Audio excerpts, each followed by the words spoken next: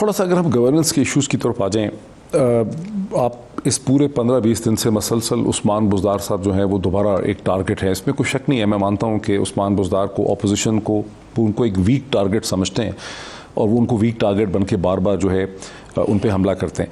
लेकिन आपके जो सपोर्टर्स हैं पीटीआई के अंदर, आपकी अपनी जो पार्टी, वो महसूस करते हैं कि आप अपना पॉलिटिकल कैपिटल स्पेंड कर रहे हैं, अपनी गुडविल स्पेंड करते हैं उस्मान बुज़दार साहब को डिफेंड करने के लिए। आप क्या समझते हैं कि उस्मान बुज़दार एक इफेक्टिव चीफ मिनिस्टर है? देखिए मोहित, उस्मान बुज़दार की सिर्फ एक वीकनेस है जिसकी वजह से उनको नुकसान होता है और उनके मुखालिफ को मज़ा, उनको उनके लिए आसान होता है उनको टारगेट बनाना। वो मीडिया सेवी नहीं है, जो वो मीडिया पे आके अपनी सफाई नहीं पेश कर सकते, प्रमोट नहीं कर सकते अपने आप को। वो शहबाज शरीफ की तरह अरबों रुपया अपनी पब्लिसिटी पे नहीं खर्च करते, वो इश्तिहारात दे के पॉजिटिव अपने ऊपर मजबूर नहीं लिखवाते, वो इतना सा काम करके इतने बड़े पब्लिसिटी नहीं लेते। वो उनको एक्चुअली हैंडीकैप है। और वो कोई भी जब शुरू में कोई आता है, कोई भी, मुझे याद है जब नवाज़ शरीफ आया था तो नवाज़ शरीफ जब चीफ मिनिस्टर बना था वो प्रेस कॉन्फ्रेंस नहीं कर सकता था जब तक एक जगह लफाफा ना चलाओ। ये लफाफा जर्नलिज्म शुरू उसने की थी, मुझे तो, हमें तो याद है, हमारे सामने सब कुछ हुआ है। तो वो एक उनका हैंडीकैप है, उनके लिए टारगेट बन जाते हैं। बदकिस्मती से हमारे अंदर भी थोड़े से लोग हैं जो चीफ मिनिस्टर बनना चाहते हैं, वो भी अंडरमाइन करते हैं। मैं क्या बताऊं, तो एक टारगेट बना हुआ है। प्राइम मिनिस्टर, एक ब्रेक लेनी दीजिए। नाज़रीन, मैं मौजूद हूँ वज़ीर आज़म पाकिस्तान इमरान खान साहब के साथ। बात हो रही है पंजाब के चीफ मिनिस्टर उस्मान बुज़दार साहब की गवर्नेंस के हवाले से। एक ब्रेक लेते हैं, ब्रेक के बाद इसी पॉइंट से डिस्कशन को कंटिन्यू। नाज़रीन, वेलकम बैक। मैं मौजूद हूँ वज़ीर आज़म पाकिस्तान जनाब इमरान खान साहब के साथ और डिस्कशन को कंटिन्यू करते हैं। आप क्या चीज़ स्किल देख रहे हैं उस्मान बुज़दार में जो बाकी सबको नज़र नहीं आ रही? मैं नंबर 1 चीज़ ये जानता हूँ कि उस्मान बुज़दार करप्ट नहीं है। ठीक, एक बड़ी मुश्किल पंजाब की हुकूमत वो जो कर रहा है वो बड़ी मुश्किल हुकूमत है, क्योंकि पंजाब की ब्यूरोक्रेसी और पुलिस पोलिटिसाइज हो चुकी है। कैसे पोलिटिसाइज हुई है? 35 साल से एक ही पार्टी वहाँ गवर्न कर रही है।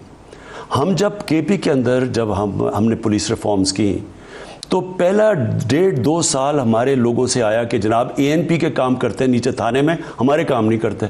हमें ये बड़ी क्रिटिसिज्म आई। वो सिर्फ 5 साल पावर में रहे थे, ये 30 साल पावर में हैं। इन्होंने तो थानेदार भी होता था तो वो हमजा शरीफ अपना चुन के थानेदार रखवाते थे।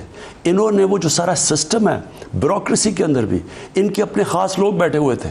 सो हम तो पहली दफ़ा आए थे, तो उनके लिए पहले तो एक ब्यूरोक्रेसी के अंदर सही कॉम्बिनेशन ढूंढना, अपनी टीम बनना, एक पोलिटिसाइज, एक जिधर ब्यूरोक्रेसी और पुलिस पोलिटिसाइज थी उसके अंदर एक बड़ा मुश्किल काम था।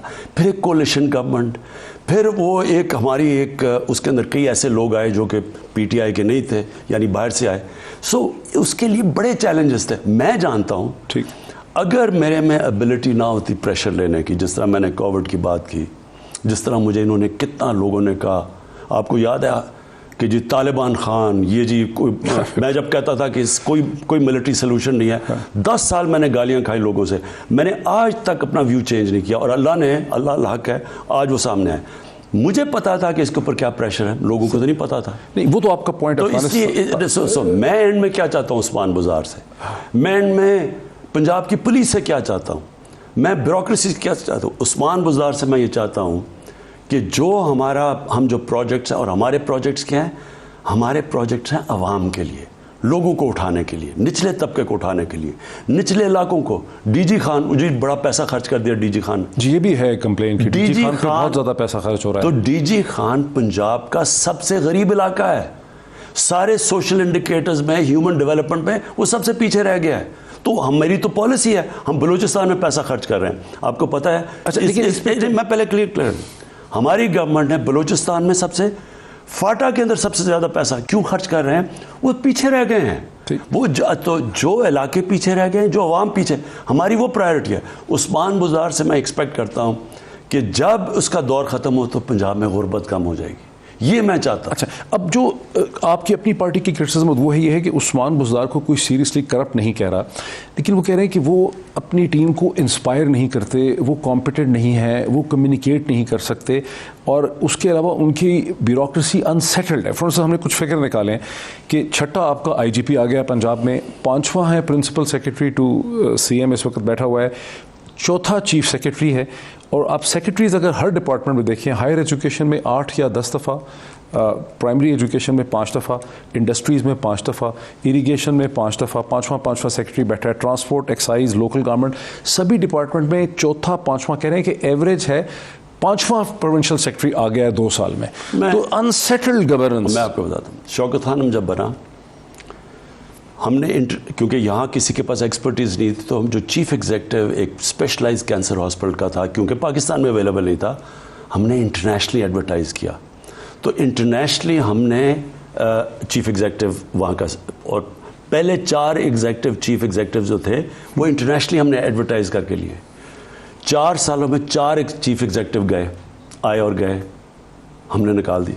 5वां आया और वो उसके बाद रह गया।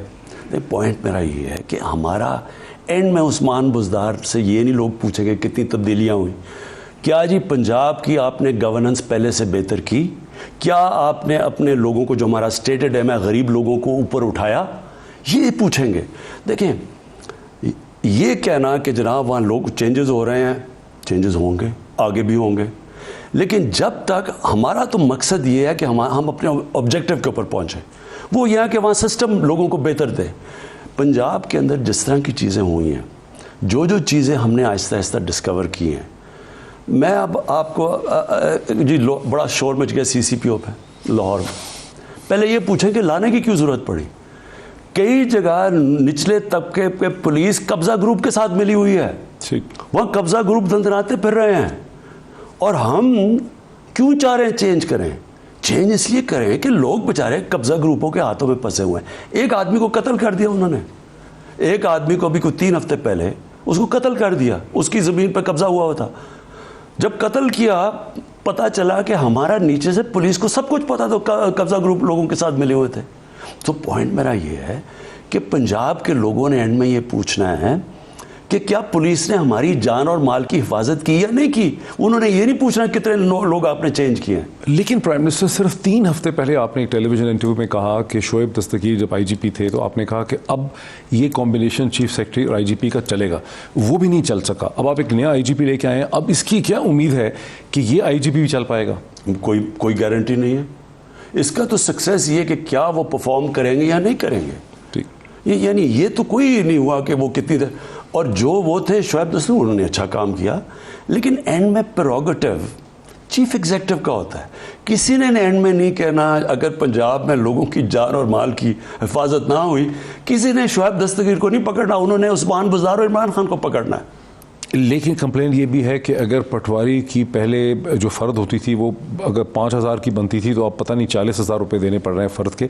करप्शन में ग्राउंड लेवल पे कमी नहीं हुई। ठीक है, आपका कोई कैबिनेट मेंबर पे करप्शन चार्जेस नहीं है, आपके किसी मिनिस्टर पे कैबिनेट करप्शन चार्जेस नहीं है, टॉप पे कोई करप्शन चार्जेस नहीं, लेकिन नीचे को फ़र्क नहीं पड़ा। देखिए मोहित, मैं आपको एक चीज़ बताता हूँ। मैंने जब सारी कैंपेनिंग की तो मैंने कहा कि ऊपर की करप्शन 90 दिन में ख़त्म हो जाएगी। मैं आज चैलेंज करता हूं कि मेरी कैबिनेट में कोई कहे कि किसने कोई पैसा बनाया। एग्रीड। जो भी मेरे वजीरों के ऊपर, उस्मान बुज़दार के ऊपर इन्होंने बड़ी बड़ी लेवल की एलिगेशंस, सारी चीज़ों मैंने IB और मैं ISI को भी कहता हूं कि मुझे रिपोर्ट दें, उनको सबको मैं चेक करवाता हूं। देखिए, जो निचले लेवल की करप्शन है ना, वो एंडेमिक हो चुकी है, यानी वो जड़ें पकड़ चुकी है। वो हो क्या गया है, आपको मैं क्या बताऊं। जो चीज़ें हमें पता चली हैं कि कस्टम्स के अंदर कई जगह पे उन्होंने पूल किया होता है कि सारे मिल के ना, जो पैसा आता है वो पूल में आता है, फिर सबको पैसे मिल जाते हैं। ये अब से नहीं, ये 30-40 साल से चल रहा है। वो उसको करप्ट कहते हैं जो उस पूल के ऊपर पैसा बनाता है। बिल्कुल सही। अच्छा, फिर कई चीज़ें, यानी आप यूटिलिटी स्टोर्स, अब वहाँ यूटिलिटी स्टोर्स एक गरीब लोगों के लिए सस्ता खाना देने के लिए बड़ा अच्छा है, एक अच्छी मैकेनिज़्म है। हमने रियलाइज़ किया कि बेस्ट तरीका करप्शन ख़त्म करने का ये है कि सारा उसको ऑटोमेट कर दो, उसको सारा कंप्यूटराइज कर दो, ई-गवर्नेंस कर दो। हमने कॉन्ट्रैक्ट दिया किसी को, पिछले बिडिंग हुई, कॉन्ट्रैक्ट हुआ, कोई जीता, उसने शुरू किया, वो ही वहाँ के उनके एम्प्लॉयज़ ने एक फेक कंपनी से सस्ता कॉन्ट्रैक्ट देकर स्टे ऑर्डर ले लिया। चाहते ही नहीं है वो, यानी उन्होंने खुद ही सैबोटाज कर दिया। लेकिन नीचे एक पूरा सिस्टम बने हुए हैं। ये कैसे दूर होंगे? ये होंगे जब आप ऑटोमेट करेंगे, ई गवर्नेंस लेके आएंगे। शौकत खानम में कोई बता दे कोई करप्शन है, क्यों? क्योंकि 20 साल पहले ई गवर्नेंस आ गई है, सब कुछ कंप्यूटराइज है, पेपर चलता ही नहीं है, 2 मिनट में चीज़ें पकड़ी जाती हैं। ये एक कई जगह के ऊपर की असल में मुल्क को डिस्ट्रॉय करती है ऊपर की करप्शन। महातिर मोहम्मद, उन्होंने मुझे 20 साल पहले ये कहा था कि नीचे करप्शन लोगों को तंग करती है, प्राइम मिनिस्टर और उसके वजीरों की करप्शन मुल्क को तबाह कर देती है। महातिर गए, वो तो मैं, वो नजीब आया उनका, उसे वही नहीं एक मिनट मैं जरा, महातिर मोहम्मद जब वो छोड़ के गए मलेशिया, एक प्रॉस्परस, एक आगे बढ़ने वाला, फर्स्ट वर्ल्ड वाला बनने जा रहा था मुल्क, जैसे ही वो गए, वो दूसरा है नजीब जो आज जेल में है, 10 सालों में वो मकरूज करके चला गया मलेशिया को। सो पॉइंट ये है कि जब आपका प्राइम मिनिस्टर और मिनिस्टर करप्शन करते हैं, वो इदारे तबाह कर देते हैं।